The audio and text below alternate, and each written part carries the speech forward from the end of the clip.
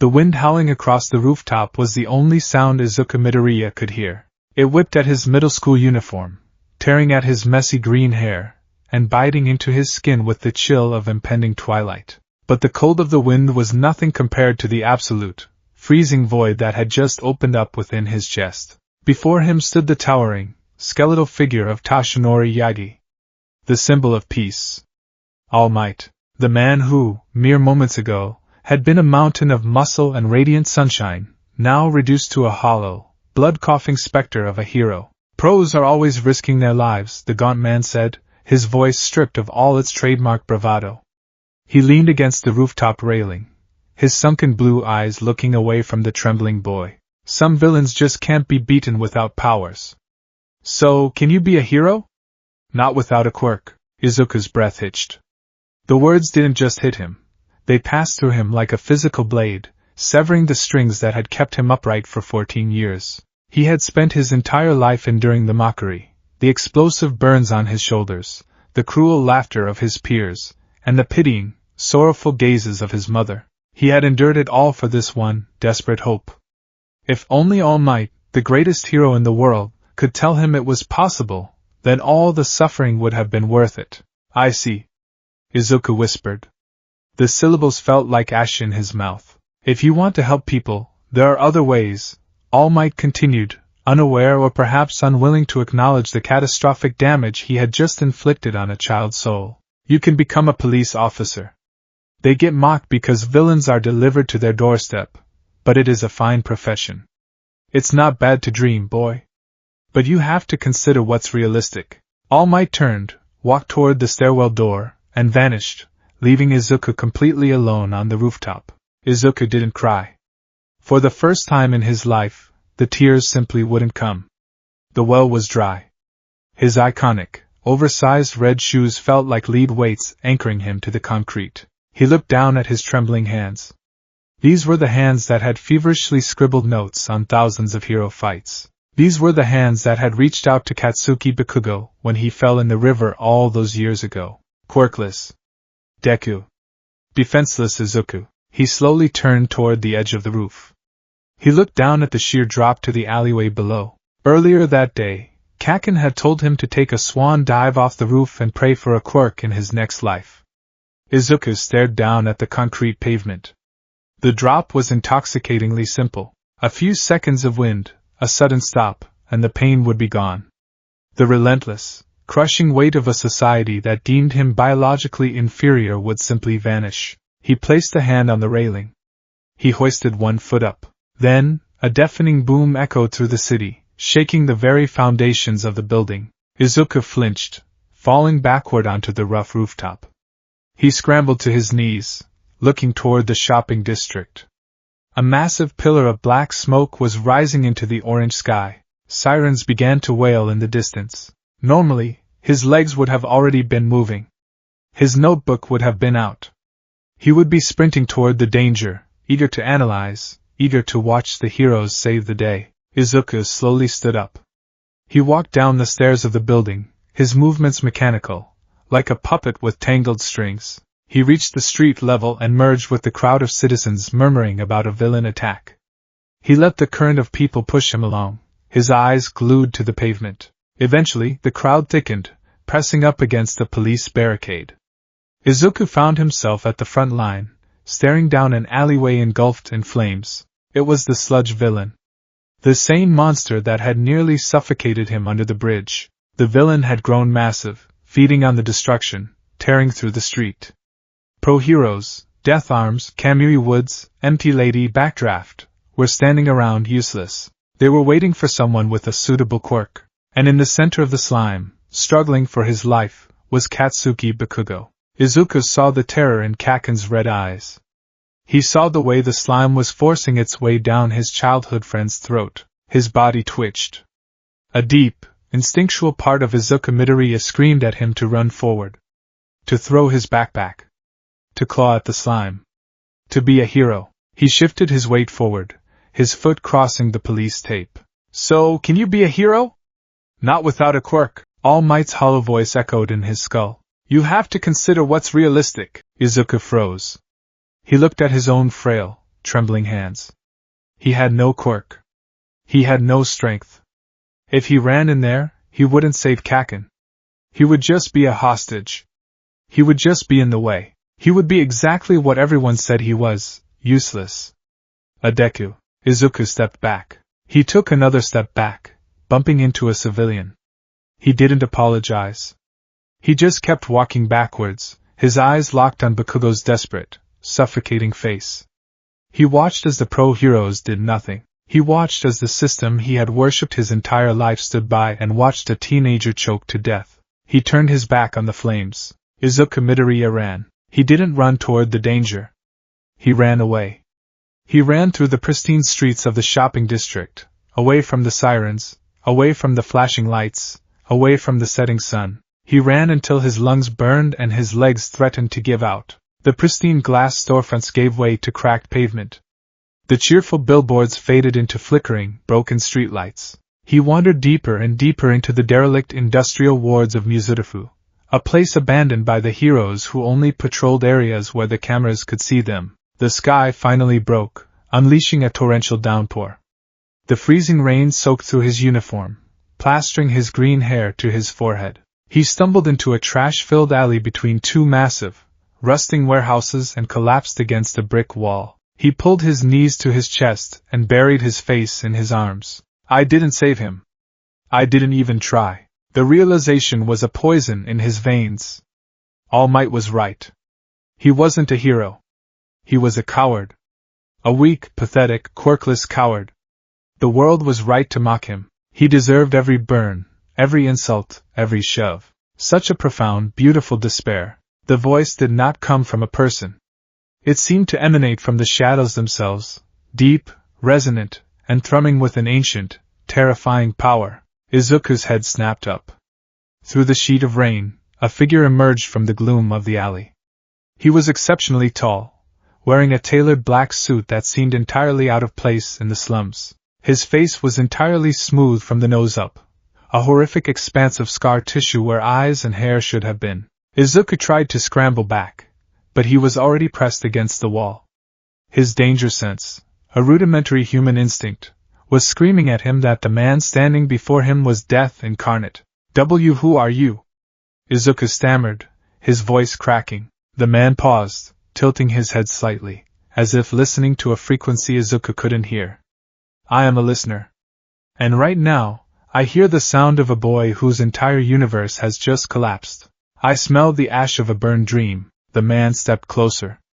The rain seemed to deflect off an invisible barrier around him, keeping his suit immaculate. Izuku Midoriya, the man said, the name rolling off his tongue with chilling familiarity. 14 years old. Diagnosed quirkless at age 4. Bullied. Ostracized. Betrayed by the very society you worshipped. And today you met your idol, didn't you? You met the symbol of peace. Izuku's eyes widened in sheer terror. How do you know that? Because I know everything that happens in the shadows of this rotten world, the man replied smoothly, crouching down so his eyeless face was level with Izuku's. I know that he looked at a boy with a heart full of courage and told him he was worthless. I know that he left you to die on that roof. And I know that you just watched your oldest tormentor nearly choke to death, and for the first time in your life, you realized the truth. The truth? Izuku whispered. That heroes are a lie, the man said softly. They are hypocrites wrapped in colorful spandex, parading in front of cameras while children like you rot in the dark. They preach equality, yet they allowed you to be treated as a subhuman for a genetic roll of the dice. Izuku wanted to argue. He wanted to defend All Might, to defend the heroes, but his throat was choked with the ashes of his shattered beliefs.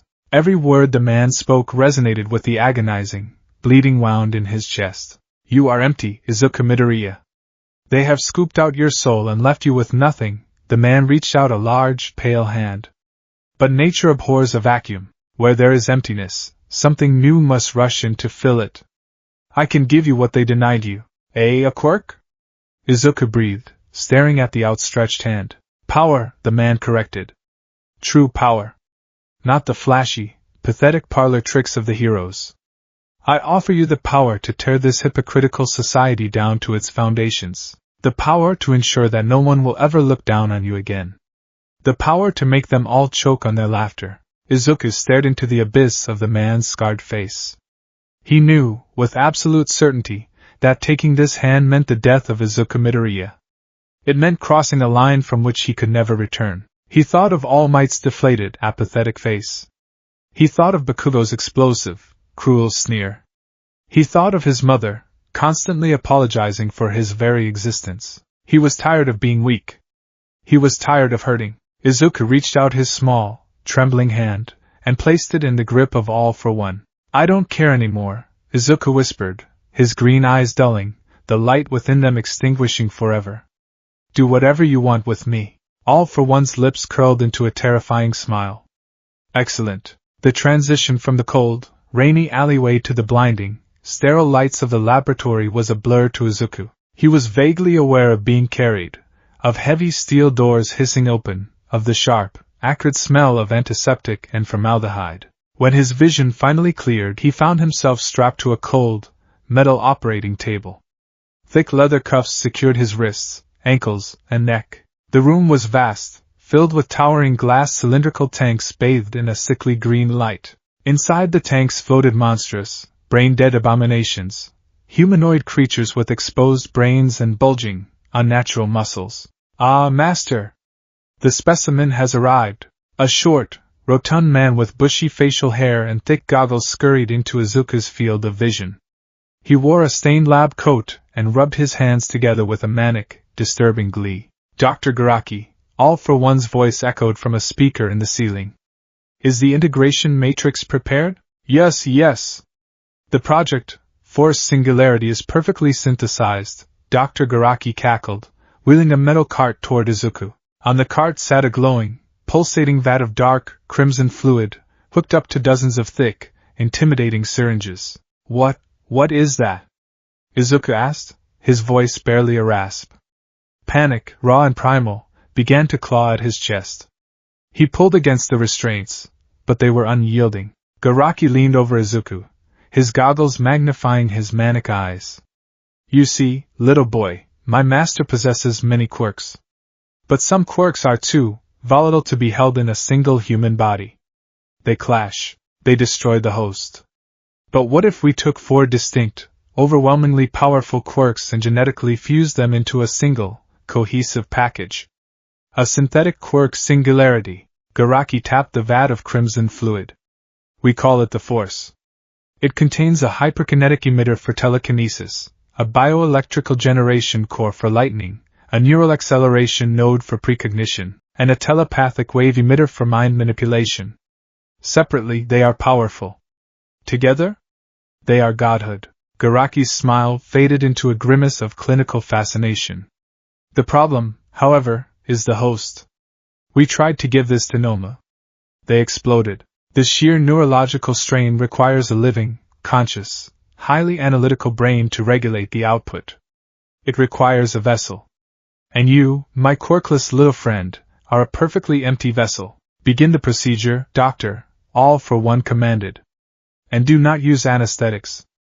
I want him to feel every ounce of the power entering his body. Pain is the greatest catalyst for hatred, and hatred is what will fuel this power. No.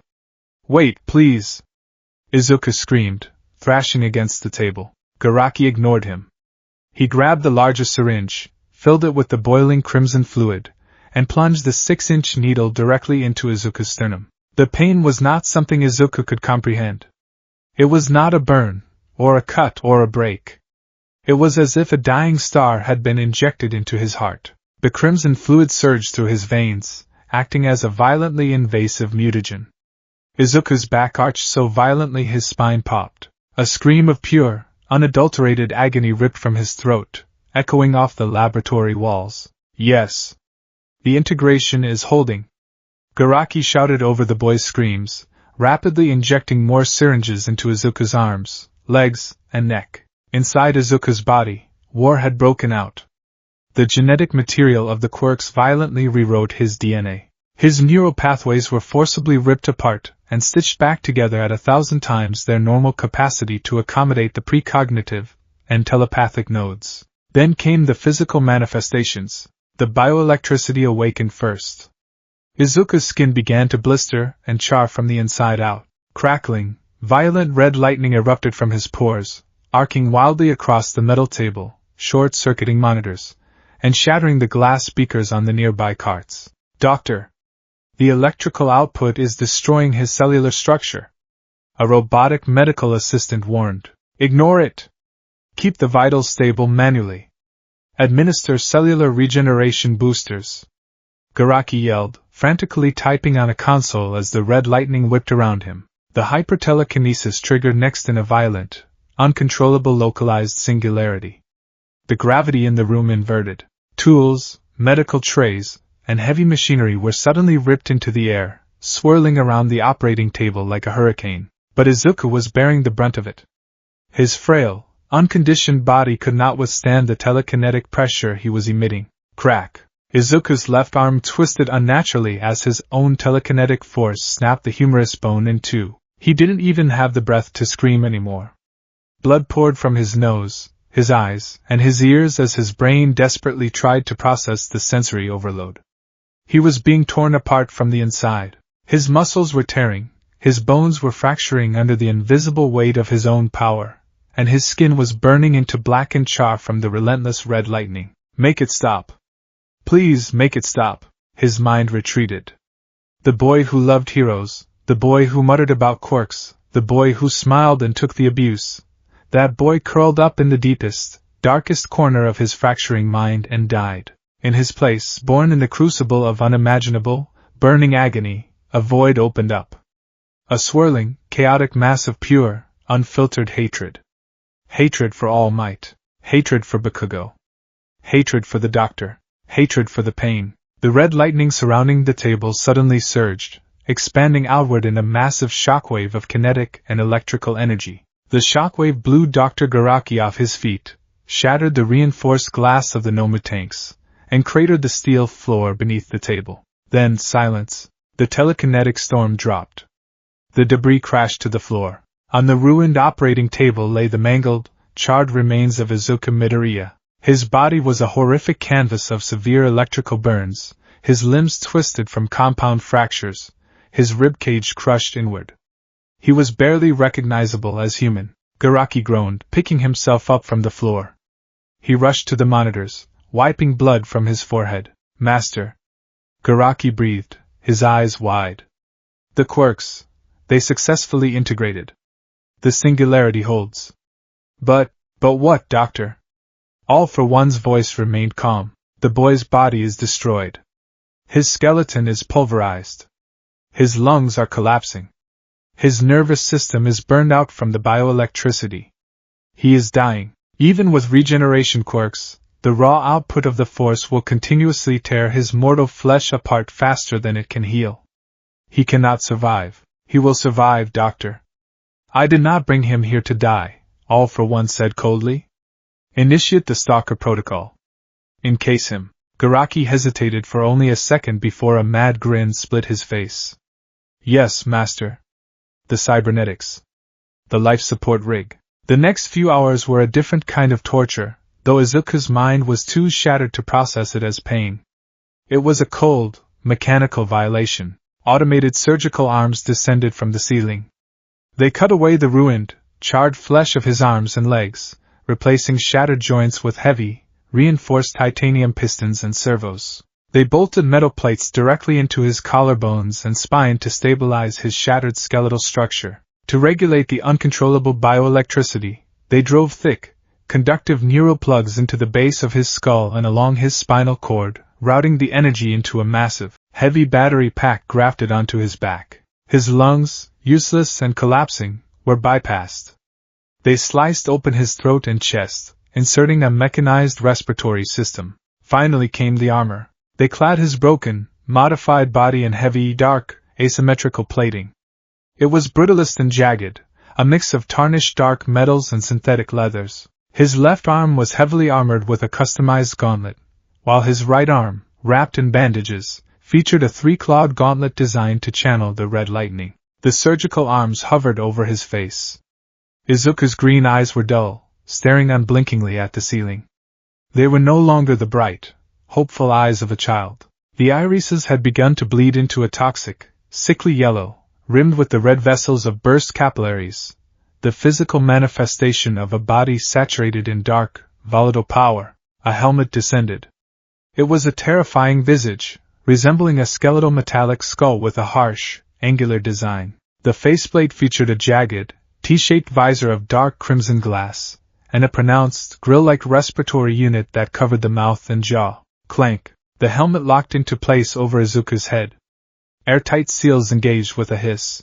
Inside the helmet, Izuku was plunged into absolute darkness for a fraction of a second. Then, a crimson heads-up display flickered to life, projecting targeting reticles, biological readouts, and environmental data directly into his optic nerves. Then came the sound. Hoopa! Hoopa! It was a deep, mechanical, rhythmic breathing. A synthetic lung forcing oxygen into a dead body. It was the only sound in the laboratory, loud and oppressive. All for one stepped out from the shadows, approaching the vertical operating table as it slowly tilted upward, bringing the armored cyborg to a standing position. The restraints unlocked. The heavy metal clamps fell to the floor. The figure did not fall. He stood towering, the heavy boots of the armor grinding against the steel floor. Red bioelectricity danced passively across the metal plating, humming like an angry hornet's nest. "Can you hear me?" All for one asked. Inside the helmet, a voice responded. It was no longer the soft, stuttering voice of a teenager. It was modulated, deep, metallic, and devoid of any human emotion. It was the voice of a weapon. "I hear you, Master," the cyborg replied. "How do you feel?" The cyborg raised his right hand. He clenched his fist. The air around the fist rippled, and a nearby metal surgical cart was instantly crushed into a compact ball of scrap iron by invisible telekinetic force. He opened his hand, and violent tendrils of red lightning shot from his fingertips, incinerating the scrap metal into slag. "I feel cold. I feel hate." "Good," All for one smiled, placing a hand on the cold, spiked pauldron of the armor. "The boy you were was weak. He was a dreamer in a world that murders dreamers. He is dead. I have rebuilt you into the ultimate reality. You are my wrath made manifest. You are the shadow that will consume the light." All for one reached into his coat and produced two cylindrical, metallic hilts. He held them out. The cyborg reached out and took them, holding them in a reverse grip. With a sickening, electrical snap, twin blades of pure, highly concentrated red bioplasma ignited from the emitters. The sheer heat of the blades caused the air in the laboratory to waver. "What is your name?" All for one asked. The cyborg stared down at the crackling red blades. He searched the archives of his mind. He found memories of a green-haired boy, of a crying mother, of a laughing blonde boy, of a smiling muscular hero. He took those memories, wrapped them in the suffocating dark energy of the Force, and crushed them into dust. The crimson visor looked up, meeting the non-existent eyes of All for One. "Hoopa! Hoopa! I have no name," the mechanical voice vibrated through the room. "I am your weapon." "Indeed," All for One declared, turning toward the heavy steel doors of the laboratory. "From this day until the end of your days, you are a ghost to the world. You are the blade in the dark. You are Starkiller." Starkiller deactivated the crimson blades, hooking the hilts onto his utility belt. He fell to one knee, bowing his heavy, helmeted head. "Yes, Master." In the depths of the Musudifus slums, beneath the pouring rain and the ignorant gaze of a society obsessed with false heroes, Izuku Midoriya was buried alive inside a tomb of cybernetic steel and endless rage. And from that tomb, the most terrifying force the world had ever known took its first, mechanical breath. Hoopa! Hoopa! The rhythmic, mechanized breathing was the only constant in a world defined by its impermanence. It was the metronome to which the darkness danced. 3 years. To a normal teenager, 3 years was a lifetime. It was the transition from childhood to young adulthood. It was the time for high school crushes, for grueling hero licensing exams, for making memories under the cherry blossoms, for discovering who they were meant to be. But the entity known as Starkiller did not experience time. He only experienced the space between targets. He knelt in the center of a pitch-black, soundproof containment cell deep beneath the earth in one of Dr. Garaki's hidden facilities. The temperature in the room was kept near freezing to counteract the immense, radiating heat of the bioelectrical furnace that served as his core. He wore no clothes, only the heavy, brittlest stalker armor grafted directly into his flesh and bone. His eyes were closed beneath the crimson visor of his skull-like helmet. He was meditating. Or rather, he was enduring the perpetual storm inside his own mind. The quark singularity known as the Force was not a passive ability. It was a ravenous, living entity synthesized from the stolen DNA of 4 distinct, hyper-powerful quarks. Without his constant, iron-willed subjugation, the power would tear his rebuilt body apart. His precognitive neural nodes constantly fired off phantom warnings. Danger from the left, danger from the past, danger from a future that hadn't happened yet. His hypertelekinetic emitter threatened to crush his own organs if he didn't constantly vent the kinetic energy outward into a localized stasis field. He was an engine running perpetually at the red line. The only way to keep the engine from exploding was to focus on a single, stabilizing emotion: hatred. He hated the cold. He hated the pain of the titanium pins in his spine. He hated the synthetic taste of the nutrient paste pumped into his stomach. But most of all, he hated the memories that still, occasionally, tried to claw their way up from the graveyard of his subconscious. A flash of green hair. A woman's gentle smile. A notebook filled with childish scribbles. A hollow, gaunt man telling him he was worthless. Whenever those phantoms appeared, Starkiller would flex his metal-plated fingers, channeling his bioelectricity until the physical pain short-circuited his brain, burning the memories to ash. He was not a boy. He was not a victim. He was Lord Starkiller, the Master's blade. A sharp chime echoed in his helmet's comms unit, breaking the silence. Starkiller. Ascend to the audience chamber. The voice of All for One was smooth, cultured, and devoid of the manic energy that characterized his other underlings. Starkiller opened his eyes. The crimson heads-up display illuminated his vision, casting the dark room in blood-red schematics. Diagnostics ran down the side of his vision, power output at 87%. Cybernetic integrity at 100%, bioelectrical reserve stable. He stood. The servos in his heavy boots whirred, grinding against the durasteel floor. He attached the 2 heavy, cylindrical hilts of his bioplasma blades to his magnetic belt. He walked out of the cell, moving down a long, dimly lit corridor.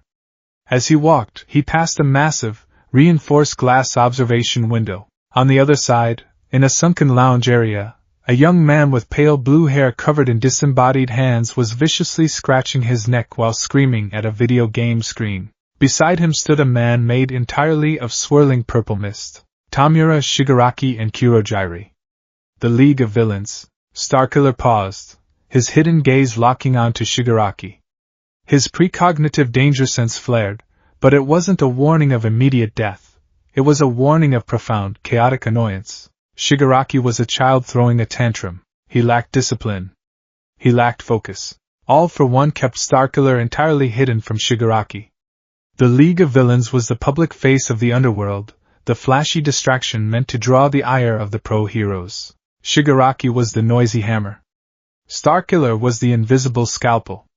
The League believed they were All for One's chosen successors. They had no idea that a monster born of a far darker design lived in the shadows beneath their feet. Starkiller broke his gaze and continued down the corridor, entering a private turbolift that shot upward. The doors hissed open to reveal All for One's private sanctum. It was a sterile, spacious room lined with medical equipment and monitors, connected to a life support chair where the overlord of the underworld resided. Dr. Garaki was nowhere to be seen, likely busy tending to his mindless Noma. "Approach, my apprentice," All for One said, not turning from the bank of monitors he was observing. Starkiller stepped forward, the heavy thud, thud, thud of his boots echoing ominously. He stopped a respectful distance away and dropped to one knee, bowing his helmeted head. "What is thy bidding, master?" The synthesized, metallic voice rumbled from the vocabulator of his mask. "Rise." All for One turned his chair. His featureless, scarred face was as unreadable as ever, but Starkiller could sense the twisted amusement radiating from the man in the Force. "You have served me well over these past 3 years. You have eliminated the Yakuza remnants who refused to bow. You have silenced the politicians who grew too greedy. You have been a flawless instrument of my will. I exist only to serve, indeed. But today, the parameters of your existence must expand. You are no longer hunting mere criminals or corrupt officials. Today, you hunt a hero. All for one pressed a button, and a holographic image materialized in the center of the room. It displayed a tall, lean man with severe, sharp features, wearing a tailored gray suit and adjusting a pair of rectangular glasses. Mirai Sasaki, all for one introduced. Hero name, Sir Night Eye. He is currently running one of the most successful intelligence-gathering hero agencies in the country. Starkiller analyzed the hologram. His HUD instantly downloaded public records. Quirk Foresight. Capable of seeing the future of a target by making eye contact and touching them. Former sidekick to All Might. At the mention of All Might, a spike of red electricity crackled across Starkiller's armored gauntlet. The bioelectrical core in his chest hummed louder. Ah, I feel your anger, All for one chuckled softly. Yes, he was the sidekick to the symbol of peace. But that is not why he must die. Sir Night Eye is entirely too intelligent for his own good. While the rest of Hero Society blindly believes the narrative that I was crippled and driven into hiding by All Might 5 years ago, Night Eye has never stopped digging. All for one leaned forward, steepling his fingers. Over the last 6 months, Night Eye has begun tracking the shell companies I used to fund Dr. Garaki's Noma research. He is getting dangerously close to uncovering the truth of my survival, and more importantly, the location of the Kamino Ward facilities. He operates largely outside the public eye, relying on meticulous investigation rather than flashy brawls. You want him silenced, Starkiller stated, his tone flat, betraying none of the violent anticipation boiling within him. I want him eradicated, All for one corrected, his voice dropping to a terrifying whisper. The League of Villains is not equipped for this. If I send Shigaraki, it will be a chaotic bloodbath that draws the attention of every top 10 pro hero in the nation.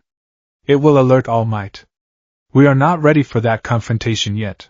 This requires surgical, absolute annihilation. No witnesses. No surviving evidence. His quirk allows him to see the future, Starkiller noted analytically. He will know I am coming. Foresight is a powerful tool, All for one agreed. He reads the microscopic, physiological tells of his opponents, and calculates the mathematical probability of their next moves, projecting it as a vision. But he has never faced a creature like you, Starkiller. He has never faced a quirk singularity. You are not bound by the physical laws of this world anymore. Show him that his visions are nothing but fragile glass before the storm. Starkiller stood, his hand resting on the hilt of his bioplasma blade. He will be dead before sunrise. Do not fail me, Starkiller. Return only when his mind is extinguished. Hoopa! Hoopa! Starkiller turned on his heel, his dark cape sweeping behind him, and left the chamber. The hunt had begun. Miles away, in the bustling metropolis of Tokyo, the rain was coming down in sheets, washing the neon-lit streets in a kaleidoscope of blurred colors. High above the city, on the top floor of a sleek, unassuming office building, Sir Night Eye stood by his floor-to-ceiling window, looking out over the sprawling urban landscape. The office was impeccably clean, decorated with an absurd amount of rare All Might merchandise. Posters, limited edition figurines, and framed replicas of the heroes' costumes adorned the walls. It was a shrine to a man Night Eye still deeply respected, even if their paths had tragically diverged. But tonight, the comforting smile of All Might on the posters did nothing to ease the icy knot of dread tightening in Mirai Sasaki's stomach. He had not slept in 3 days. His desk was covered in meticulously organized files, red string connecting photographs of shell corporations, missing persons reports, and anomalous shipments of medical-grade containment vats. It's him, Night Eye thought, adjusting his glasses. The Phantom. The Boogeyman. All for one. Tashinori believed the monster was dead, or at least permanently incapacitated from their horrific clash 5 years ago. But Night Eye's investigations proved otherwise. The underworld was reorganizing. Someone was funding massive, illegal genetic research. And a new, terrifyingly efficient assassin had been leaving a trail of impossible corpses across the criminal underworld. Corpses crushed by invisible forces, burned by an energy source the police forensics couldn't identify. Night Eye rubbed his temples. A severe migraine was beginning to pulse behind his eyes. Sir? Night Eye turned to see his sidekick, Bubble Girl, Karakoko Awada, standing in the doorway. She looked exhausted, holding a fresh cup of coffee. Behind her, his other sidekick, Centipeder, Juzo Moshi, was organizing files at a secondary desk. You should go home, sir, Bubble Girl said gently, setting the coffee on his desk. It's past 2 a.m. The investigation will still be here tomorrow. You're pushing yourself too hard. Evil does not sleep, Awada-san, Night Eye replied, his voice taut with anxiety. And I fear we have kicked a hornet's nest. The financial trails leading to the Kamino ward were too lightly guarded. It was a trap. Or a tripwire. And I triggered it. Centipeder looked up, his insectoid features betraying concern. Do you believe we are in danger, Sir Night Eye? The security systems in this building are state-of-the-art. We have reinforced blast doors, motion sensors, and direct lines to the Hero Public Safety Commission. Night Eye shook his head slowly. You cannot build a wall high enough to keep out a ghost, Juzo. Suddenly, the lights in the office flickered. Then, they died completely. The hum of the city outside seemed to vanish, replaced by the heavy, rhythmic drumming of rain against the thick glass window. The emergency backup lights did not engage. The entire skyscraper had just been plunged into absolute darkness. Power outage? Bubble Girl asked, her voice trembling slightly as she reached to activate the flashlight on her phone. No, Night Eye said, his voice dropping to a grave whisper. He could feel it. A pressure in the air. A sudden, suffocating weight that made the hair on his arms stand up. It felt as if all the oxygen in the room had just been replaced by static electricity and raw malice. Downstairs, on the ground floor lobby of the agency, 4 heavily armed private security guards stood near the reception desk, their flashlights cutting through the gloom. The reinforced, steel-shuttered front doors of the building were locked down tight. Control, this is Lobby 1, we have a total grid failure, the head guard spoke into his radio. Static hissed back at him. Comms are jammed. Someone is jamming the signals. Outside, the rain poured down onto the street.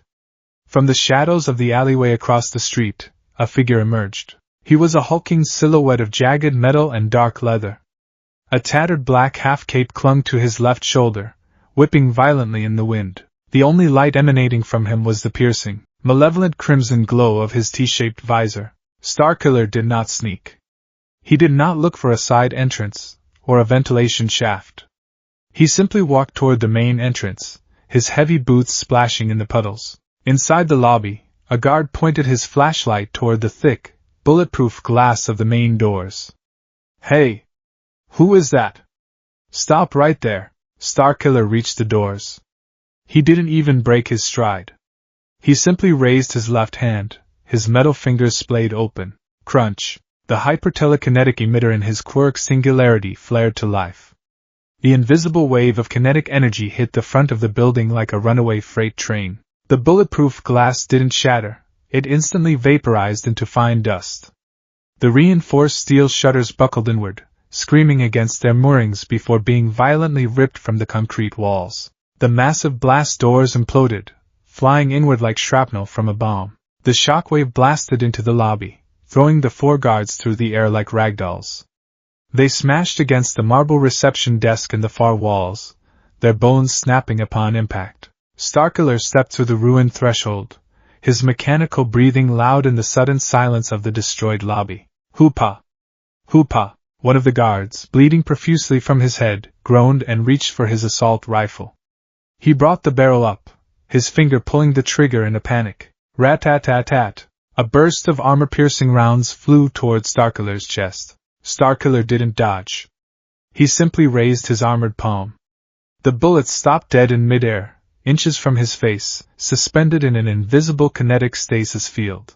The guard stared in absolute, uncomprehending horror. With a flick of his wrist, Starkiller redirected the kinetic energy. The bullets shot backward with twice their original velocity, shredding the guard's vest and pinning him to the marble floor. Starkiller didn't look at the body. His HUD tracked a heat signature. He looked up at the ceiling. The 68th floor. He walked toward the elevator banks. The doors were shut, the power dead. Starkiller ignited his right bioplasma blade. The crimson beam of concentrated energy hissed to life, illuminating the lobby in a hellish red glow. He plunged the blade directly into the steel elevator doors. The metal instantly turned white-hot and melted like butter. He slashed downward, kicking the molten doors inward. He stepped into the empty elevator shaft. Looking up at the dizzying height, he crouched, channeling the hyperkinetic emitter into the servos of his legs. With a deafening boom that cracked the concrete foundation, Starkiller launched himself straight up the shaft. He rocketed upward, the wind roaring past his helmet. 50 floors. 60 floors. 67. He engaged his telekinetic brakes, stopping perfectly in midair, hovering before the heavy steel doors of the top floor. He reached out with both hands, seized the doors with his invisible grip, and ripped them completely off their hinges, tossing them down the miles-long drop of the shaft. He stepped out onto the plush carpet of the Night Eye Agency's executive floor. The corridor was lined with offices, but his precognitive danger sense, acting as a radar, pinpointed 3 distinct consciousnesses at the end of the hall. Intruder! At the far end of the hallway stood Centipeder. The sidekick's long, segmented insect arms whipped out, stretching down the corridor to bind the intruder. Starkiller didn't slow his pace. As the centipede-like limbs rushed toward him, attempting to wrap around his torso, he spun his crimson blade in a blindingly fast, figure-8 arc. The hyperheated plasma sliced cleanly through Centipeder's extended limbs. A horrific shriek echoed down the hall as Centipeder recoiled, dark blood spraying from the cauterized stumps of his arms. Before Centipeder could recover, Starkiller extended his right, clawed gauntlet. He didn't use telekinesis this time. He reached into the bioelectrical furnace of his core and unleashed the lightning. A torrent of jagged, red electricity erupted from his fingertips. It arced down the hallway, striking Centipeder directly in the chest. The sidekick's body seized violently, his skeleton flashing visibly through his skin as millions of volts of corrupted, hateful energy surged through his nervous system. The lightning cooked him from the inside out. Centipeder dropped to the floor, smoking and lifeless. Juzo! Bubble Girl screamed from the doorway of Night Eye's office. She rushed into the hallway, her face pale with terror, holding her hands out to unleash her odor bubbles to incapacitate the attacker. Starkiller's HUD flashed. Target acquired. Threat level minimal. He didn't even use his blade or his lightning. As Bubble Girl lunged forward, Starkiller simply clenched his left fist. The invisible grip of his telekinesis seized her entirely. Her forward momentum stopped instantly. She gasped, suspended in midair, an invisible hand wrapped around her throat, choking off her scream. Starkiller raised his fist higher, lifting her toward the ceiling. He looked at her struggling form with absolute apathy. She was an obstacle. An insect in the way of his objective. With a brutal, downward swipe of his arm, he slammed her into the floor. The kinetic impact shattered the concrete beneath the carpet. He didn't let go. He dragged her telekinetically across the floor, smashing her through a heavy oak desk, then launched her violently through the reinforced glass window of an adjacent office. She crumpled into a heap of broken glass and splintered wood, unmoving. Starkiller stepped over Centipeder's smoldering corpse and arrived at the double doors of the main office. Hoopa! Hoopa! He pushed the doors open. Standing in the center of the room, surrounded by the mocking, smiling faces of All Might posters, was Sir Night Eye. The hero had removed his suit jacket. His sleeves were rolled up, and his hands were full of his signature hyperdensity seals, stamps weighing 5 kilograms each, ready to be thrown as lethal projectiles. Night Eye's eyes were wide, taking in the horrific visage of the cybernetic demon that had just slaughtered his agency in less than 3 minutes. "Who are you?" Night Eye demanded, his voice steady despite the sheer terror radiating from him. "Are you all for one's new lapdog?" Starkiller said nothing.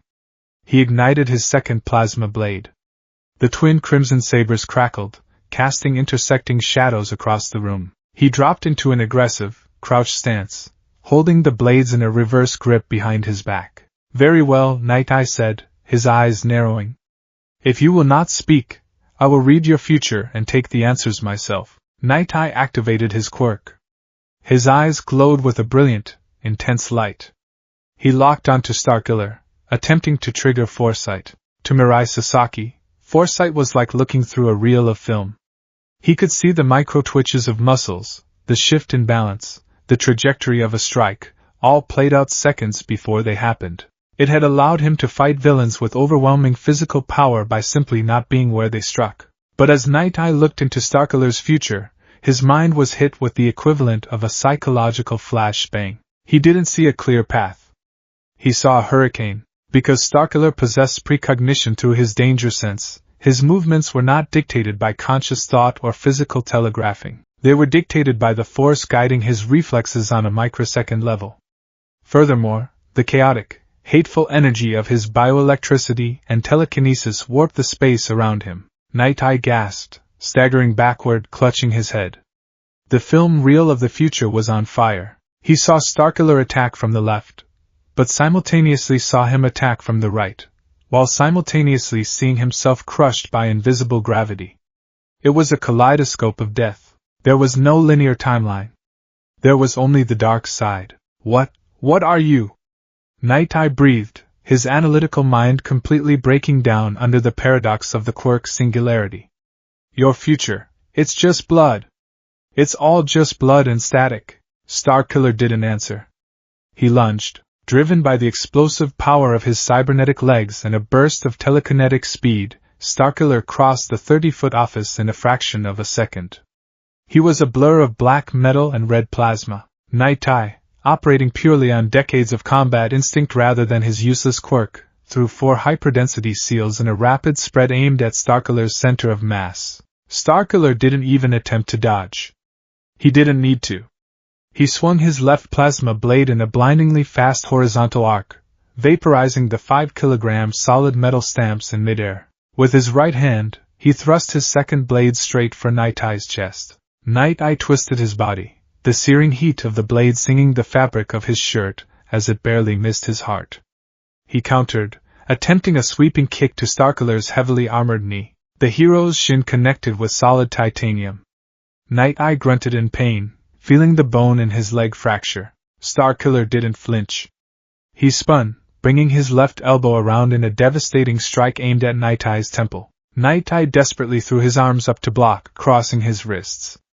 The cybernetic elbow slammed into his guard with the force of a wrecking ball.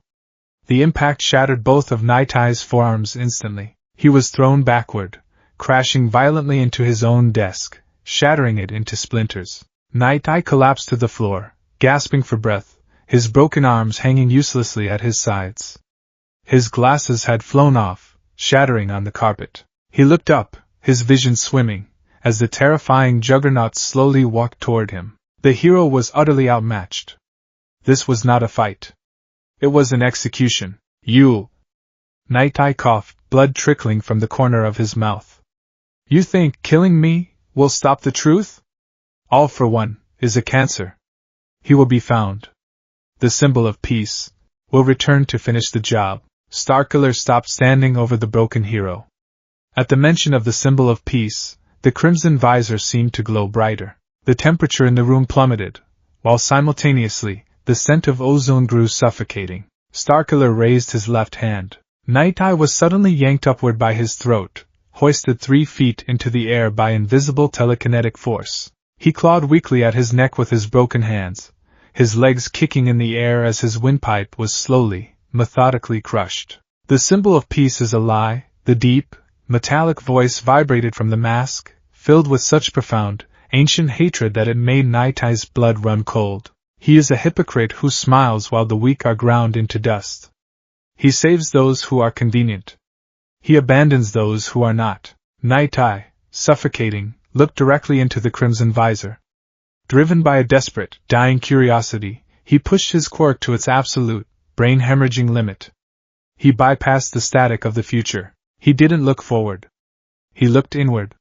He looked into the soul of the monster choking him. The vision hit Night Eye like a physical blow. He didn't see a demon. He didn't see an ancient villain. He saw a middle school uniform. He saw messy green hair. He saw a notebook filled with heroic analysis. He saw a boy, crying on a rooftop, being told he was worthless by the very man Night Eye idolized. He saw the agonizing, grotesque surgery. He saw the boy's mind shatter under the weight of unimaginable torture. Night-Eye's eyes widened in absolute, soul-crushing horror. Midoriya. Night-Eye choked out, the name a bloody rasp. You were a child. Toshinori, what did he do? Starkiller froze. The name. Midoriya. A violent spasm racked Starkiller's body. The red lightning around his gauntlets flickered, turning briefly erratic. A sharp, piercing pain stabbed through his skull, a migraine so severe it momentarily disrupted his telekinetic grip. For a fraction of a second, the mechanical breathing hitched. Beneath the mask, a boy screamed in the dark. A memory flashed, All Might on the roof. It's not bad to dream, boy, but you have to consider what's realistic. The hesitation lasted for one single heartbeat. Then, the void swallowed the boy once more. The hatred surged back, hotter and more violent than before. How dare this man speak that dead name? How dare he look into his past? Midoriya is dead, Starkiller roared, the synthesized voice distorting with raw fury. He unleashed his full, terrifying power. He thrust his right hand forward. A massive, sustained torrent of concentrated red force lightning erupted from his clawed gauntlet. The lightning struck Sir Night-Eye point-blank in the chest. The sheer concussive force of the electrical blast threw the hero backward, crashing him through the All Might shrine on the wall. The lightning did not stop. Starkiller poured every ounce of his rage, his pain, his betrayal into the blast. The red electricity consumed Night-Eye entirely. The hero's agonizing screams were drowned out by the deafening crackle of the bioelectrical storm. The posters of All Might caught fire. The action figures melted into plastic slag. The entire wall blackened and crumbled. For 10 agonizing seconds, Starkiller held the torrent. When he finally lowered his hand, the room was filled with thick, choking smoke. The localized stasis field had torn the office apart. Papers fluttered through the air like ash. Where Sir Mirai Sasaki had been pinned against the wall, there was nothing left but a charred, smoking, unrecognizable husk embedded in the scorched concrete. The brilliant, analytical mind of Sir Night-Eye was extinguished forever. Hoopa! Hoopa! Starkiller stood amid the burning ruins of the office. His cybernetic chest heaved, his internal cooling fans whirring loudly to vent the massive heat generated by the attack. He looked at the destroyed wall. An All Might poster, half-burned, fluttered to the floor near his heavy boots. The smiling face of the hero looked up at him. Starkiller raised his boot and stomped on the poster, grinding the smiling face into the ash and broken glass. His HUD flickered. Target eliminated. Mission parameters achieved. He reached up to his comms unit. The target is dead, Master. He will not trouble you again. Excellent work, my apprentice. All for One's voice crackled through the earpiece, thick with satisfaction. Leave no evidence behind. Return to base. Starkiller deactivated his plasma blades. He turned and walked out of the ruined office. He stepped over the bodies of the sidekicks, his heavy footsteps devoid of any urgency or remorse. He walked back to the shattered elevator shaft and dropped into the abyss, plummeting 68 floors in absolute darkness. He engaged his telekinetic thrusters just before hitting the bottom, landing gracefully in the devastated lobby. He walked out into the pouring rain. The sirens were just beginning to wail in the distance. The police were coming. The heroes were coming, but they would find nothing but a slaughterhouse, a puzzle with missing pieces they could never comprehend. Starkiller pulled the tattered black hood of his cape over his helmet. He melted into the shadows of the alleyway, moving like a phantom through the weeping city. He was the Master's blade. And his edge had never been sharper. Hoopa! Hoopa! The rhythmic, mechanical rasp of Starkiller's respirator echoed through the cavernous, dimly lit staging area of the League of Villains' hidden bar in Kamino Ward. He stood perfectly still in the darkest corner of the room, a looming monolith of dark steel, scarred leather, and coiled malice. Across the room, Tamura Shigaraki was violently scratching his neck, pacing back and forth in front of Kurojire's swirling purple mist. It's a perfect plan, Kurojire, Shigaraki muttered, his voice raspy and unhinged. We have the schedule.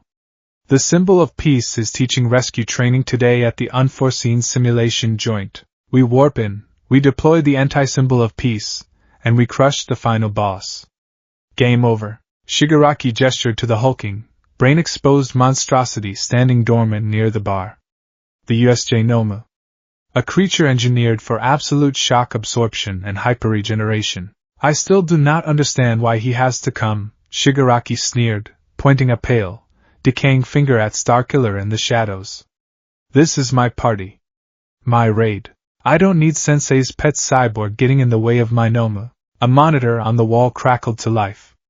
The audio-only transmission of All for One filled the room, smooth and imperious. Tamura. The Nomu is your sword. But Starkiller is my insurance, All for One's voice echoed. You have never faced All Might in battle. You do not comprehend the sheer magnitude of his power. Starkiller is not there to follow your orders.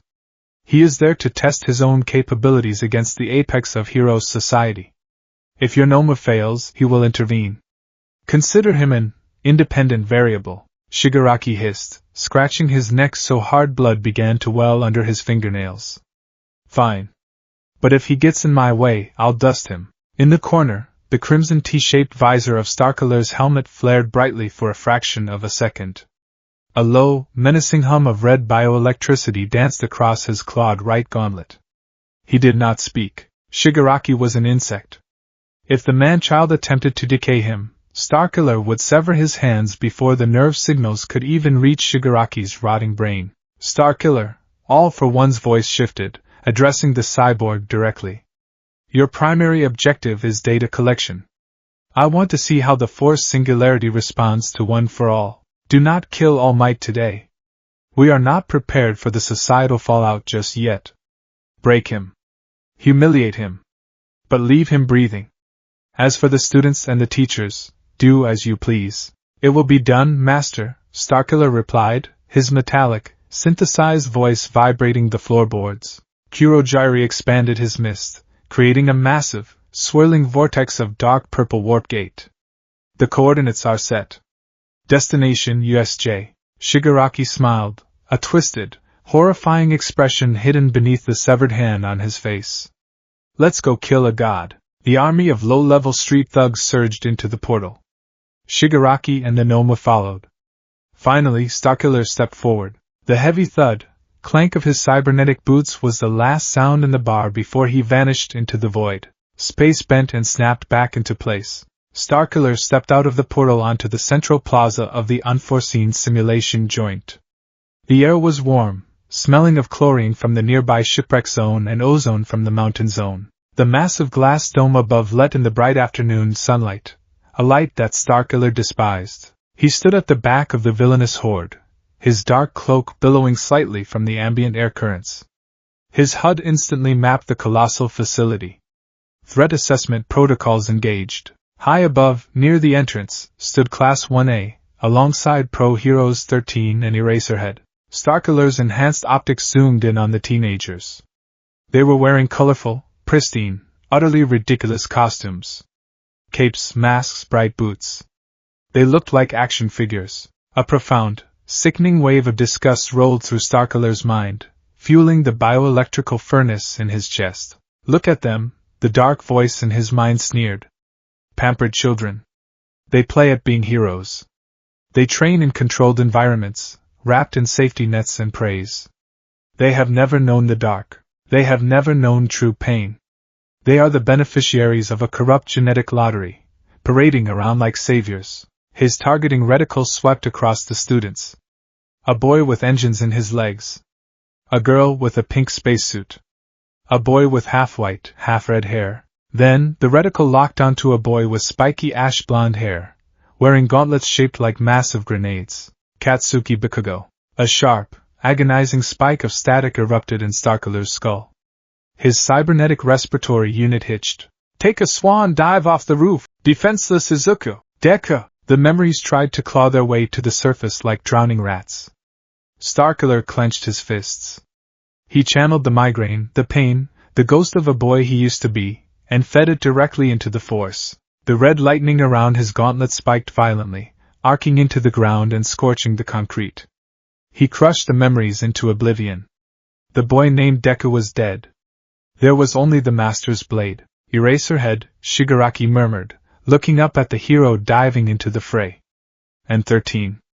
According to the schedule, All Might should be here. Where is he?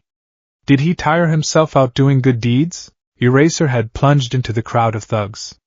The underground hero was a blur of motion, his capture scarf whipping out to bind, slam, and incapacitate the villains with ruthless efficiency. He moved like a predatory dancer, erasing quirks and breaking bones. Fools, Starkiller muttered mechanically. The street thugs were undisciplined fodder. They were getting in the way. Hey, Metalhead!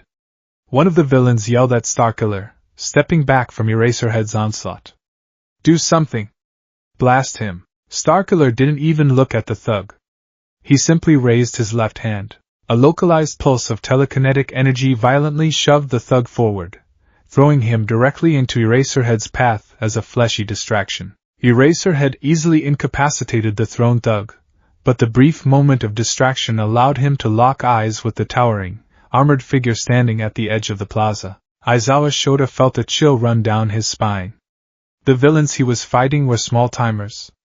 But the cyborg felt like a black hole. There was no killing intent radiating from him, only a cold, mechanical emptiness that was infinitely more terrifying. Aizawa's eyes flashed red. His hair stood on end.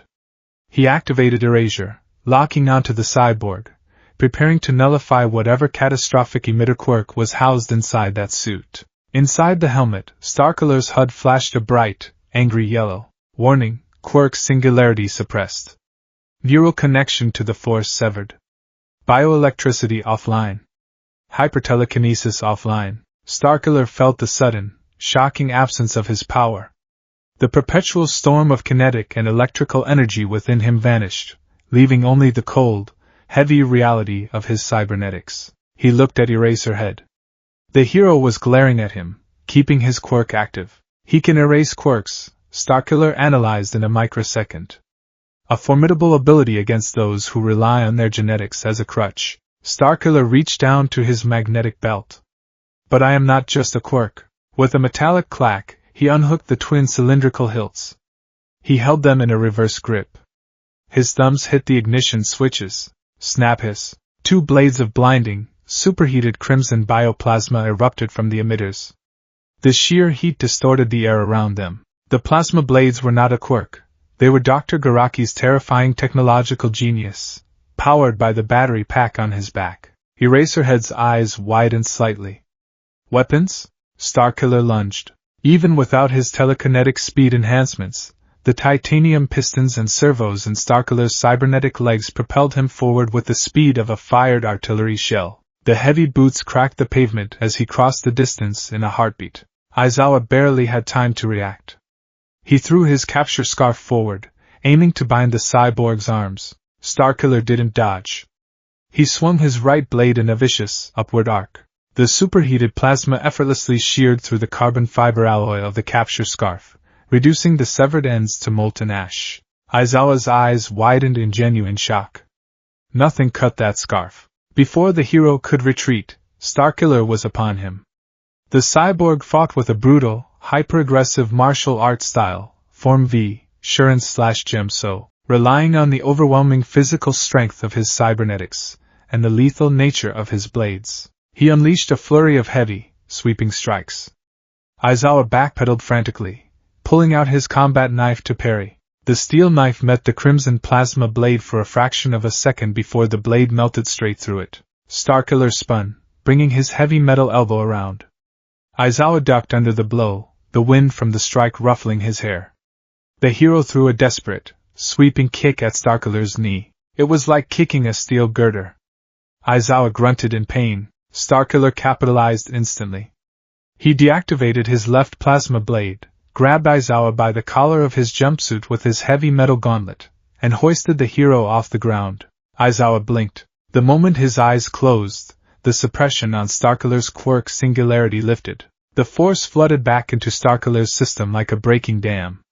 The red bioelectricity instantly exploded from his gauntlet, surging directly into Aizawa's body. Aizawa convulsed violently in Starkiller's grip, screaming as millions of volts of corrupted energy cooked his nervous system. Starkiller then engaged his hypertelekinesis, creating a concentrated blast of kinetic energy directly into Aizawa's chest.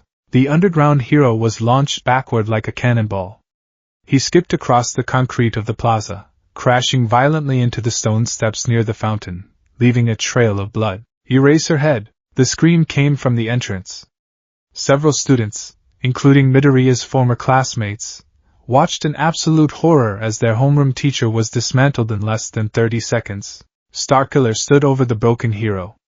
He raised his plasma blade, ready to sever Aizawa's head and end the annoyance permanently. Smash! The heavy steel doors at the entrance of the USJ were suddenly blown completely off their hinges. A massive cloud of dust plumed into the air. The entire facility fell dead silent. Even Shigaraki paused his scratching. Through the dust, a towering figure stepped forward. He wasn't wearing his usual bright smile. His face was cast in deep, furious shadows. "It's fine now." All Might's voice boomed, completely devoid of its usual warmth. It was a roar of pure, unadulterated anger that shook the glass dome. "I am here." Starkiller stopped. He slowly lowered his plasma blade, leaving the unconscious, bleeding Aizawa on the ground. He turned his helmeted head toward the entrance, the symbol of peace, a sound emitted from Starkiller's vocabulator. It wasn't a word. It was a low, mechanical growl, heavily distorted by static. The bioelectrical furnace in his chest roared to life. The crimson lightning around his armor began to arc wildly, striking the ground, the fountain, the nearby villains. "He is here. The hypocrite. The liar. The man who killed my soul." All Might didn't waste a second. In a blur of unimaginable speed, he descended the stairs, grabbed Aizawa's broken body, and moved him out of harm's way, simultaneously knocking out half a dozen thugs on his way down. All Might stood in the center of the plaza, his muscular form radiating raw, kinetic pressure. He locked eyes with Shigaraki, and then his gaze shifted to the hulking, armored cyborg crackling with red lightning. "I don't know who you villains are," All Might declared, his fists clenched. "But you will not touch my students." Shigaraki laughed maniacally. "Noma! Kill him!" The brain-exposed monster screeched, launching itself at All Might. All Might met the charge. The two behemoths clashed in the center of the plaza. The shockwave of their fists colliding created a localized hurricane, blowing the remaining thugs into the water zone and forcing the students at the entrance to brace themselves against the railing. Boom! Boom!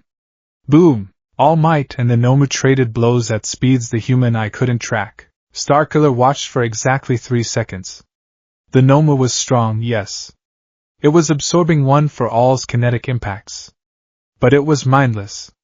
It was a blunt instrument. Starkiller is not there to follow your orders. He is there to test his own capabilities against the apex of Hero Society. Starkiller stepped forward. He didn't run. He raised both of his hands, his metal fingers curling like claws. He reached into the absolute depths of the force, drawing out every ounce of his hatred, his pain, and his agonizing physical torture. He visualized the kinetic energy of the entire USJ facility. What is he doing? Mineta shrieked from the shipwreck zone, clinging to a piece of debris alongside Tsuyu. Starkiller threw his arms upward. The hyperkinetic emitter went into overdrive. The ground beneath All Might and the Noma violently ruptured. Hundreds of tons of concrete, reinforced steel, and earth were ripped upward by an invisible, godlike gravity. All Might, caught mid-punch, was suddenly thrown completely off balance as the ground he was standing on launched 50 feet into the air. The Noma shrieked as it was suspended in the anti-gravity field. Starkiller didn't stop there. He swept his arms forward. The massive chunks of concrete, some the size of small houses, were hurled directly at All Might with the speed of railgun projectiles. Texas. Smash! All Might roared, punching the air. The sheer wind pressure generated by his fists blew the incoming boulders into dust. But as the dust cleared, Starkiller was already in the air.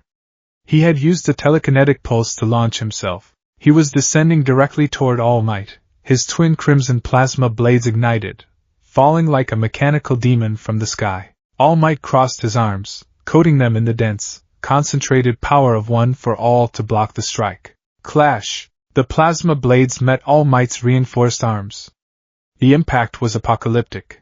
A massive ring of red lightning and golden wind pressure exploded outward, shattering the glass dome of the USJ above them and vaporizing the remaining water in the central fountain. All Might grunted, his boots skidding backward on the cracked pavement. He looked up, his blue eyes meeting the glowing crimson visor. "You're strong, villain!" All Might shouted over the roaring wind. "But strength without a righteous heart is just violence." Starkiller's mechanical breathing hitched. The hypocrisy of the statement burned through his mind like acid. Righteous heart? You left a quirkless boy to die on a roof. You told him he was worthless. Starkiller didn't speak. He pushed harder. The servos in his cybernetic arms screamed in protest, but the hydraulic pressure was immense. He deactivated his right blade, grabbed All Might's wrist with his clawed gauntlet, and unleashed a point-blank burst of force lightning. The red electricity surged directly into All Might's body. For the first time in the fight, the symbol of peace yelled in pain. The lightning wasn't just heat, it was a dark, malevolent energy that seemed to attack his very life force, bypassing his muscular durability and shocking his organs. All Might retaliated, twisting his body and delivering a devastating left hook directly into Starkiller's armored chest. Crack! The impact of one for all hit the Sith Stalker armor with the force of a meteor. Starkiller was launched backward, flying across the plaza and crashing violently into the artificial mountain zone. He smashed through a sheer rock face, buried under tons of debris. All Might stood panting, smoke rising from his scorched skin. He turned his attention back to the Nomu, which was already charging him again. Up at the entrance, Katsuki Bakugo stood near Kirishima and Todoroki. His crimson eyes were wide, his breath shallow. He hadn't been looking at the Nomu. He had been watching the cyborg. Bakugo was arrogant, loud, and aggressive. But he was also a combat genius. He analyzed everything, and as he watched the armored monster fight Eraserhead, and then All Might, a sickening, impossible sense of familiarity began to creep into his chest. It was the stance. When the cyborg fought Aizawa, he dropped into a low, right-foot forward crouch before striking. It was sloppy, unrefined, but incredibly specific. It was the exact same nervous combat stance a certain quirkless boy used to take when Bakugo backed him into a corner behind the school. Then came the mutter. When the cyborg had launched himself at All Might, Bakugo's enhanced hearing had caught a sound beneath the roar of the battle. The cyborg's vocabulator had emitted a rapid, broken string of static. It sounded mechanical, but the cadence, the rapid, unbroken stream of analytical observation. Target center of mass heavily guarded, shift weight to left axis, hyperdensity muscle fibers, bypass with bioelectrical current. Bakugo's blood ran cold. The sweat on his palms went dry. No. Bakugo whispered, taking a step forward. Bakugo? What is it? Kirishima asked, noticing his classmate's sudden, pale paralysis. It can't be, Bakugo muttered, his eyes glued to the collapsed mountain zone. He jumped. He ran away. He's dead. Boom! The mountain zone exploded outward. The massive boulders were telekinetically violently blown apart, revealing Starkiller stepping out of the dust. His armor was dented. A massive, spiderweb fracture marred the left side of his breastplate, revealing sparks in the faint, sickening glow of the crimson fluid pumping through his synthetic veins. But he wasn't slowing down. If anything, the blow had only enraged the force singularity within him. The red lightning surrounding him was no longer just arcs. It was a chaotic, localized storm. The air pressure in the USJ dropped dramatically. The remaining water in the shipwreck zone began to levitate upward in hundreds of floating droplets, caught in his ambient, anti-gravity field. Starkiller raised his head. He looked at All Might, who was currently grappling with the Noma. Starkiller brought his hands together, interlocking his fingers. He closed his eyes beneath the helmet. Draw it all in. Compress it. Crush him. He was initiating a force repulse, a localized singularity of kinetic energy meant to level everything within a 100-yard radius. The energy gathering around him began to warp the light itself, creating a dark, shimmering halo. All Might, sensing the catastrophic buildup of energy, threw the Nomua aside and turned towards Starkiller. I won't let you! Up at the entrance, Bakugo couldn't hold it in anymore. The way the cyborg held his hands. The specific, desperate way he was channeling the energy. It was the same way he used to grip his notebook when he was terrified but determined. DKU. Bakugo screamed at the top of his lungs, his voice echoing across the ruined plaza. The word cut through the air like a gunshot. Down in the plaza, the localized storm suddenly froze. The levitating water droplets crashed back into the pool. The warping light snapped back to normal. The massive buildup of kinetic energy abruptly dissipated into the atmosphere with a sharp hiss. Starkiller froze completely. The red lightning died. Inside the helmet, Izuku Midoriya was violently, forcefully dragged to the surface of his own mind. Deku! Kaken! A shockwave of agonizing, blinding pain ripped through Starkiller's brain. It was a cognitive dissonance of cataclysmic proportions. The force singularity, suddenly lacking the unified focus of his hatred, rebelled. Starkiller stumbled forward, his heavy boots scraping the concrete. He reached up, his clawed gauntlets gripping his own helmet. He let out a horrifying, synthesized scream, a sound of tearing metal and a dying animal. DKU! Bakugo yelled again, his hands sparking with explosions as he prepared to launch himself down the stairs. Is that you damn nerd? Starkiller fell to one knee, convulsing. The memories were flooding back. The sludge villain. The suffocating slime. Kaken's terrified eyes. I ran away. I left him to die. Blood began to leak from the grill of Starkiller's respiratory unit, a dark crimson stain against the metal. He was tearing himself apart from the inside. Kurogyri! Shigaraki yelled, noticing the sudden breakdown of their ultimate weapon and the approach of All Might. We're done! The vanguard is falling apart, and that cyborg freak is malfunctioning. Warp us out! Kurogyri, having recovered from an earlier clash with Katsuki, expanded his misty form. Right away, Tamura Shigaraki. The purple vortex snapped open directly beneath Shigaraki and the Nomu, swallowing them whole. Simultaneously, a separate, smaller warp gate opened directly beneath the kneeling, convulsing Starkiller. Before Bakugo could leap off the stairs, before All Might could cross the distance to apprehend him, Starkiller fell backward into the purple void. His glowing red visor locked onto Bakugo for one final, agonizing second. In that second, Bakugo didn't see a mechanical demon. Through the crackle of static and the distortion of the crimson glass, he saw the yellow, bloodshot, tear-filled eye of his childhood friend. Then, the portal snapped shut. The unforeseen simulation joint fell silent, save for the groans of the injured thugs and the heavy, ragged breathing of All Might. The villains were gone. Bakugo stood at the top of the stairs, trembling uncontrollably. His hands dropped to his sides. The explosions in his palms died out. He stared at the empty space where the cyborg had just been. Midoriya. Bakugo whispered, the name tasting like ash in his mouth. The massacre was over. But for Katsuki Bakugo, and for the hollow, metal-encased monster that had once been Izuku Midoriya, the nightmare had only just begun.